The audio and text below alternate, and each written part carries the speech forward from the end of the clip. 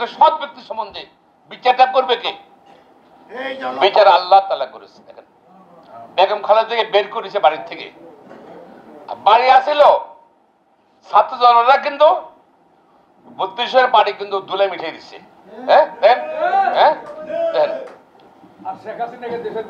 আচ্ছা, আর নিজে চলে গেছে বাকি। বেগম খালেদা বিপদের সময় দেশে চলে আসে। পার্থক্য এটাই, আমরা জাতীয়তাবাদী রাজনীতি করি, আমরা দেশে চলে আসি, ঘরের মধ্যে চলে আসি বিপদের সময়, আর বিপদের সময় তারা বিদেশ চলে যায়, এটাই প্রমাণ করে। এখন যাই হোক, সামনে নির্বাচন, এই নির্বাচনের মহাপরীক্ষা। এই সোনামণি এই চাটখিলে প্রায় 10,000 নেতা করে আমার আসামি হয়েছেন। আপনারা ঘুমাইতে পারেন নাই, বাড়িতে ঘুমাইতে পারেন? কে ঘুমাইছে বাড়িতে বলেন? কদিন পরে কোর্টে, কদিন পরে কোর্টে জামিন, কদিন পরে জামিন, কদিন পরে জামিন।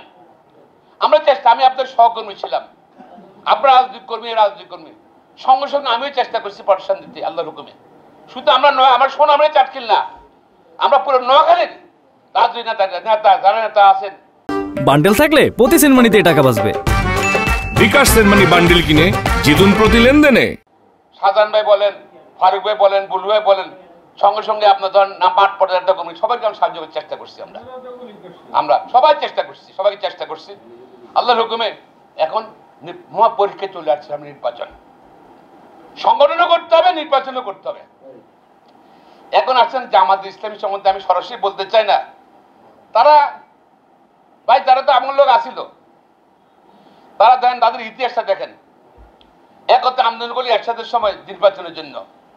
আওয়ামী লীগ, বিএনপি আর জামাত ইসলাম।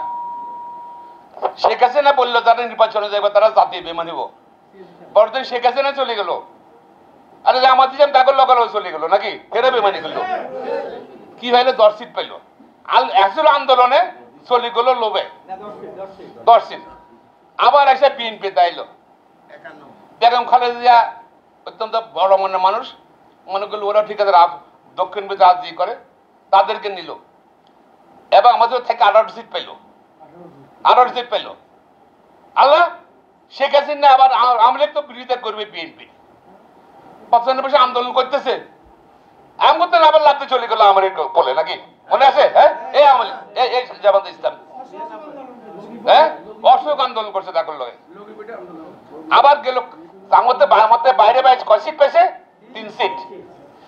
আঙ্গুলো থাকলে বেটা, আঙ্গুলো চলে গেলে আর কিছু বলতে আপনারা বলেন।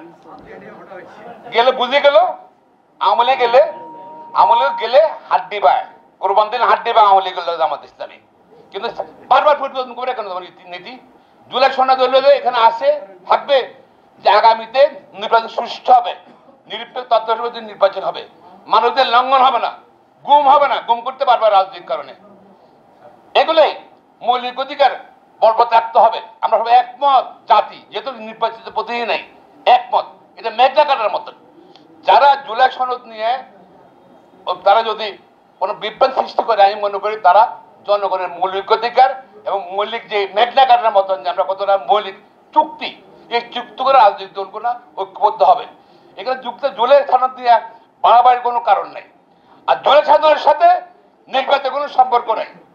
নির্বাচনে জনগণের অধিকার সরকার পরিচালনা করতে হলে জনগণ নির্বাচিত প্রতিনিধি মাধ্যমে ভোটাধিকার প্রয়োগ করবে, যাকে ভোট দেবে সেই সরকার চালাবে।